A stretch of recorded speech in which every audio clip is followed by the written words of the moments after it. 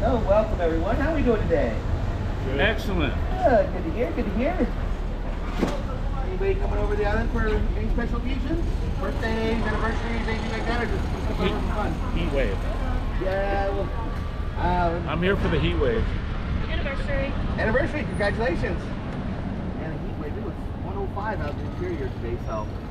I'm from Riverside. Oh, what was it out there then? I think it's 115. Oh, okay. So I stayed here last week, and I just didn't want to go back. It's a nice, pretty nice place. Didn't really have to, so Why not? I decided to stay. It's a nice place. Have you guys ever been to the island before? I've been coming for 50 years. Okay. Have you ever made out the interior before, or you just stayed here? No, this is my first trip into the interior. I've sailed around the island several times. Okay. And docked or anchored in many of the coves. Oh, like go up a little harbor? Yeah. Okay, that's one of my favorites. Is that one of our destinations? Well, we'll get into a little overlook of it today. Okay. Yeah, we'll get to the back side of the island. Right on the side. We'll move to the private ranch on the front of the island.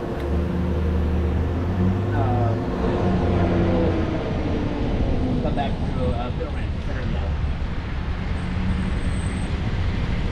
Now, my name is Sean. And I've been here a while. I was born here on the island. My dad was born here on the island. Nice. My grandpa was born here on the island. And my great-grandpa actually came to the island before the Wrigley's on the island. So my family's been here for quite a while. And I do love this island. I don't plan on living anywhere else. It is a pretty amazing place we got here. This is Avalon. This is the only incorporated city on the island of Santa Catalina. We do have about 4,000 year-round residents here in town. But summertime, our population jumps up to about 6,000. We do have a lot of people that own homes over here that just come over for a nice month here, June, July, and August. The rest of the year, they rent their house as a vacation rental. It's like our version of an Airbnb. Catalina is part of Los Angeles County, so we do have LA County sheriffs over here. But the sheriffs, they do have a pretty easy job. Since our population is so low, pretty much everybody knows everybody. And well, there's nowhere to run to, so you can't really get away with too much over here. I know when I was growing up, if everything on one side of town, my mom had heard about it by the time I got home. So you do learn real young that there's always a pair of eyes watching you, no matter where you are in town. We do have one of all the necessities here in town. Our one grocery store is right there to our right. This is our Vaughn's. So if you need any snacks or drinks or anything later on, this is where you gotta come for that, right here. We do also have one school here on the island. It is a kindergarten through 12th grade, all one campus. We are part of Long Beach Unified School District. I will call it Avalon Ranch. This year's graduating class was right around 40, so very small classes. As we're driving through town here, you will notice how a lot of people are driving around in golf carts. That's because to get a personal full-size vehicle here on the island, like everybody these vehicles on the left-hand side of the road, you do have to get on a waiting list. And that waiting list is not advanced very quickly. My parents put me on the list when I was born. My name did not come up until I was 14 years old. Right here now, the waiting list is about 22 to 25 years old. So you have to be very committed to living on this island to get a personal full-size vehicle. But if you do have a place of residence, you can't make it a golf cart. They do allow one golf cart per household over here. The drawback to the golf cart, though, is they're limited to the 1 square mile of Avalon.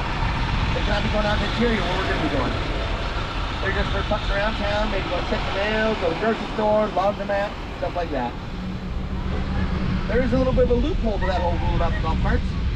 If you see some of these small cars driving around, like the smart cars, Scions, Super Samurais, those meet the right dimensions of the golf cart, but they have the full-size doors and the four-wheel disc brakes that are required to be able to go out in the interior. So you gotta get the best of both worlds. You don't have to wait on that long waiting list, but you still get a vehicle to enjoy the interior. Out here on the point, this round cream-colored building with the red tile roof on it, this is our casino building. It was built in 1929, but before you get too excited, thinking, hey, I'm gonna hit the blackjack tables later, some slot machines, win back all this money I spent on this vacation. There is no gambling out there, never has been. Casino Latin means place of gathering. And the top part of that building is used as a big open ballroom where they have many different events. They have weddings, they have concerts. They just had a conservancy ball up there a few months ago. They have a jazz festival in October. All kinds of different events. And then the bottom part of that building is our movie theater. It is a single screen theater. So seats about 1,000 people, and it was designed for the first rows of sound. So it's very acoustically designed. It does have a nice dome ceiling, and they say that standing on the stage, without the assistance of the microphone, people in the back row can hear you just fine. Really cool theater. If you get a chance to go check it out, I do highly recommend it. They do offer tours of the casino building, and they're playing a movie out there tonight. I'm not sure which movie they're playing. I think they played Hook last night. They played another movie, so. Off to the left here, this beige house on the corner, 133. This is the oldest house on the island. I've heard a couple different stories about it. One story said it was built in 1887, and another story said it was built in 1912. So I'm not exactly sure which of those stories is true. Either way, the building is over 100 years old, and there is still a family living in it. It does look pretty good for its age. Maybe needs a new coat of paint, new windows, but at least it's still standing up straight. When I was growing up, my friend's family actually lived in that house, and I did hear a few spooky stories that went on there. So needless to say, whenever he would ask if I wanted to come over for a sleepover, my answer was always, nah, that's okay, but I'll have to come over to my house.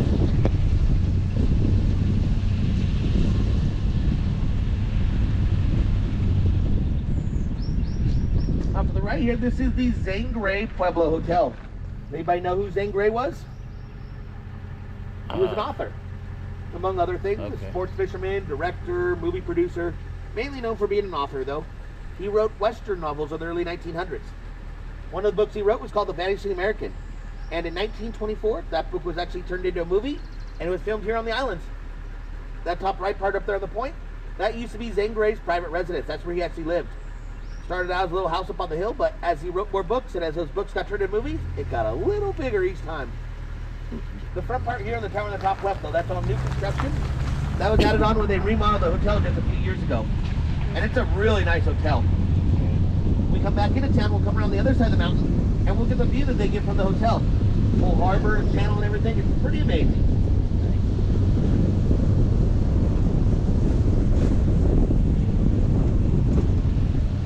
In 1915, there was a fire.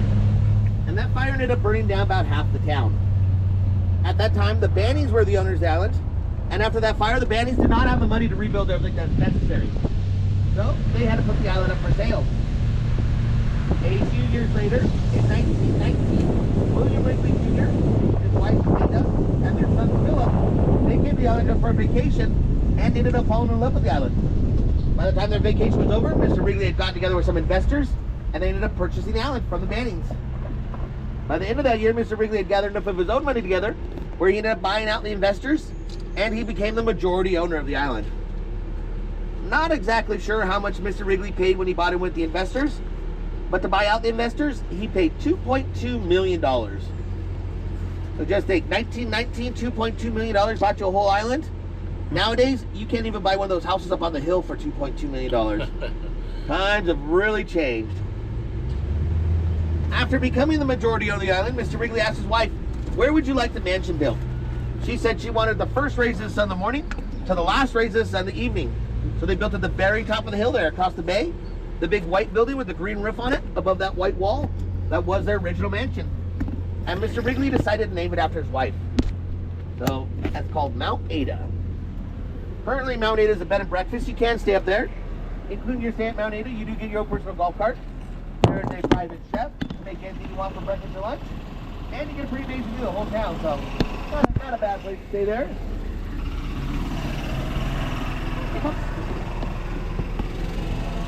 Now, if you look right down here below us, to the left, this white house with the green trim on it with the fountain in the front yard. This is the current residence for the Wrigley family when they come stay on the island. The current Wrigley, her name is Allison Wrigley Rusak. She is the great-granddaughter of William Wrigley Jr., the gentleman who bought the island. Allison is also the current CEO for the Catalina Island Company. That's like the Wrigley's company here on the island. The Catalina Island Company still does own a majority of the real estate here in town. They have their own businesses. They are landlords to a lot of other businesses. There are even some people in town that own homes, but don't even own the property underneath. They still have to lease their property from the Catalina Island Company. So Wrigley's are still very active in our community. Allison's husband, his name is Jeff Rusak. He is in the wine industry. Has anybody heard of Rusak Vineyards at all?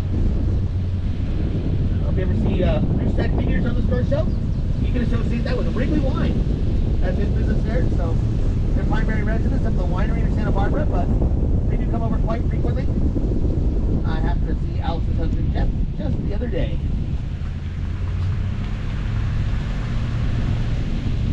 Can anyone tell me how the Wrigleys originally earned their money? Chewing gum. Right family, but before the gum. Let's see, I watched the documentary today. I'm sure they said that. Originally, Mr. Wrigley was a door-to-door soap salesman. Like a baking powder, baking soda. And to encourage people to buy his box of soap, he would include a little pack of gum. Well, pretty soon the gum started becoming more popular than the soap was, and he ended up switching industries, took over that gum industry. Now they have all the little 5-packs of gum. Big red, and fresh, double mint, spearmint. That's all Wrigley gum there. The initial product they used to make gum came from a tree. Came from the chiclet tree. Like chiclets, like the gum. That's what they're actually named after.